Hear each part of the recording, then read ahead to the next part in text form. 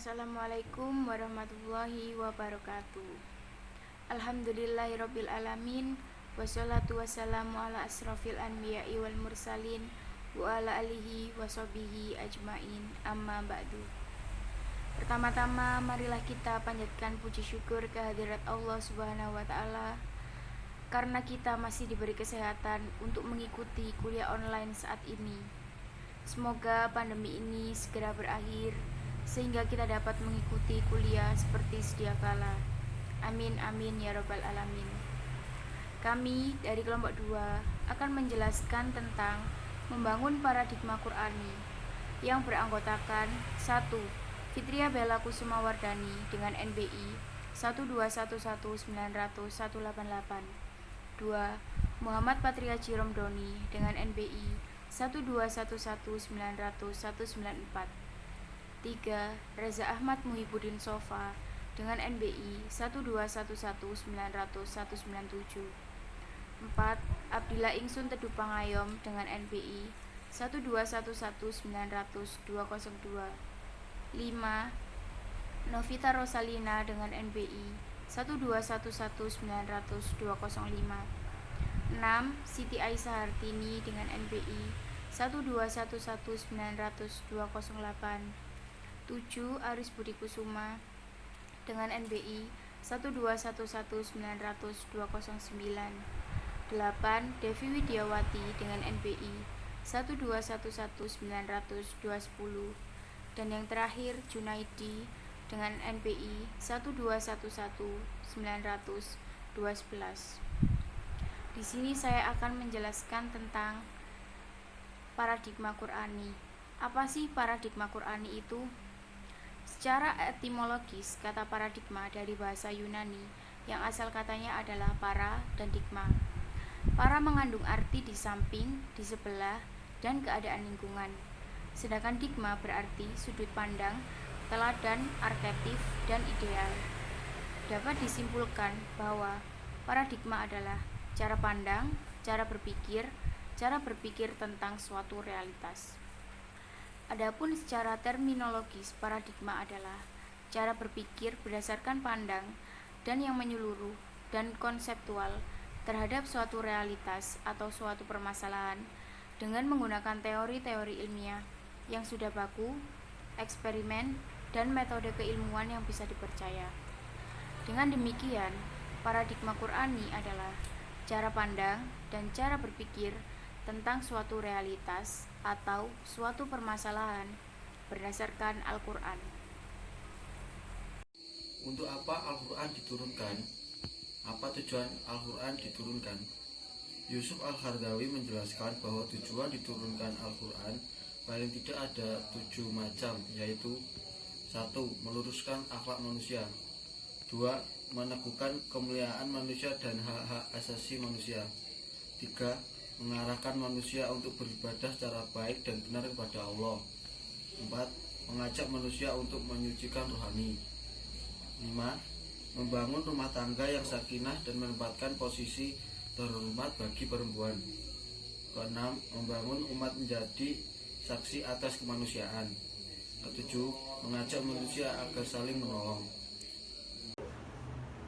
Penerapan paradigma Qur'ani. Zaman dahulu, larangan judi dan khomer. Quran Surat Al-Baqarah ayat 219. A'udzu billahi minasyaitonir rajim. Bismillahirrahmanirrahim. Yas'alunaka 'anil khamri wal maisiri qul fihima ithmun kabirun wa manafi'u lin-nasi wa ithmuhuma akbaru min naf'ihima wa yas'alunaka madza yunfikuna qulil kadzalika yubayyinu Allahu lakumul ayati la'allakum tatafakkarun. Artinya, mereka bertanya kepadamu tentang khomer dan judi. Katakanlah pada keduanya terdapat dosa yang besar dan beberapa manfaat bagi manusia. Tetapi dosa keduanya lebih besar dari manfaatnya. Dan mereka bertanya kepadamu apa yang mereka nafkahkan. Katakanlah yang lebih dari keperluan. Demikianlah Allah menerangkan ayat-ayatnya kepadamu supaya kamu berpikir. Zaman sekarang, Quran Surat Al-Anfal ayat 25. Bismillahirrahmanirrahim. Wattaqu fitnatan la tusibannal ladzina zalamu minkum khassah wa'lamu annallaha syadidul iqab. Artinya, dan peliharalah dirimu daripada siksaan yang tidak khusus menimpa orang-orang yang zalim saja di antara kamu, dan ketahuilah bahwa Allah amat keras siksaannya. Mengapa Al-Quran harus kita jadikan paradigma? Apakah cukup seorang akademisi muslim memakai referensi dari bidang keilmuan berdasarkan bidang yang ia geluti saat ini saja? Hampir semua manusia di dunia ini menyatakan bahwa ada suatu keyakinan dalam hati orang-orang yang beriman. Al-Quran itu mengandung gagasan yang sempurna mengenai kehidupan manusia. Al-Quran mengandung gagasan murni yang bersifat metahistoris. Al-Quran sesungguhnya menyediakan kemungkinan yang sangat besar untuk dijadikan cara berpikir. Seberapa penting paradigma Qur'ani itu, dan mengapa paradigma Qur'ani sangat penting bagi kehidupan modern. Yang pertama, seberapa penting paradigma Qur'ani itu. Islam akan mampu melahirkan setiap generasi muslim yang kreatif dan berbudi luhur, yang menjadikannya bisa memanfaatkan sumber daya alam dengan sebaik-baiknya untuk kebaikan umat manusia dan menciptakan keadilan, kemajuan, dan kesejahteraan dunia. Yang kedua, mengapa paradigma Qur'ani sangat penting bagi kehidupan modern? Karena Al-Quran bagi umat Islam adalah sumber primer dalam segala segi kehidupan. Al-Quran adalah sumber ajaran teologi, hukum, mistisme, pemikiran, pembaharuan, pendidikan, akhlak, dan aspek-aspek lainnya. Tolak ukur benar atau salah, baik atau buruk, indah atau jelek adalah Al-Quran. Menggali sumber historis, filosofis, psikologis, dan sosiologis tentang paradigma Qur'ani untuk kehidupan modern. Untuk menggali sumber historis, filosofis, psikologis, dan sosiologis tentang paradigma Qur'ani yang membawa kemajuan dan kemodernan pada zaman silam, kita dapat mempelajari cara-cara untuk mencapai kemajuan pada zaman keemasan Islam dan mempelajari peran Al-Quran dalam mewujudkan kemajuan itu. Dalam sejarah peradaban Islam, ada suatu masa yang disebut masa keemasan Islam. Disebut masa keemasan Islam karena umat Islam berada dalam puncak kemajuan dalam berbagai aspek kehidupan. Misalnya, ideologi, politik, sosial budaya, ekonomi, ilmu pengetahuan, teknologi, pertahanan, dan keamanan. Karena kemajuan itu pula, maka dunia Islam menjadi pusat peradaban, dan dunia Islam menjadi superpower dalam ekonomi dan politik. Cara membangun paradigma Qur'ani. 1. Meyakini bahwa Al-Quran adalah pedoman yang diberikan oleh Allah SWT untuk manusia. Yang kedua, meniru keteladanan dan sifat-sifat Rasul dan sahabatnya melalui kisah dalam Al-Quran.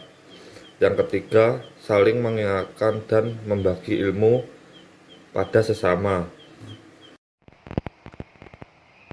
Mendeskripsikan esensi dan urgensi paradigma Qur'ani dalam menghadapi kehidupan modern. Ciri utama kehidupan modern adalah adanya pembangunan yang berhasil dan membawa kemajuan, kemakmuran, dan pemerintahan. Skolis Masjid 2008 menyatakan bahwa tolak ukur pembangunan yang berhasil adalah sebagai berikut. 1. Tingkat produksi dan pendapat lebih tinggi. 2. Kemajuan dalam pemerintah sendiri yang demokratif, menatap dan sekaligus tangkap terhadap kebutuhan dan kehendak rakyat. 3. Pertumbuhan hubungan sosial yang demokratif termasuk kebebasan yang luas, kesempatan untuk perkembangan diri, dan penghormatan kepada kepribadian individu. 4. Tidak mulai terkena komunisme dan totalitarisme lainnya karena alasan-alasan tersebut. Rangkuman tentang kontribusi paradigma Qurani dalam menyelesaikan problem kehidupan modern. Kita telah melihat fakta sejarah bahwa kemajuan,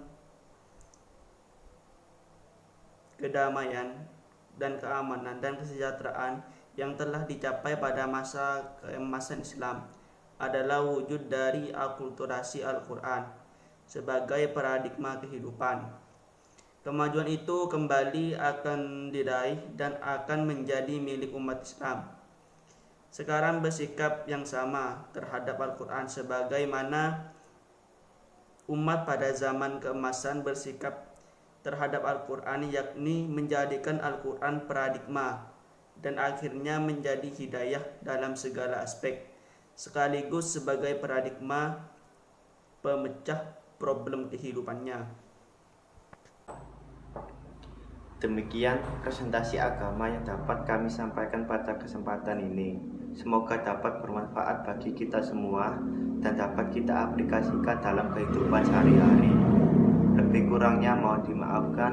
Wassalamualaikum warahmatullahi wabarakatuh.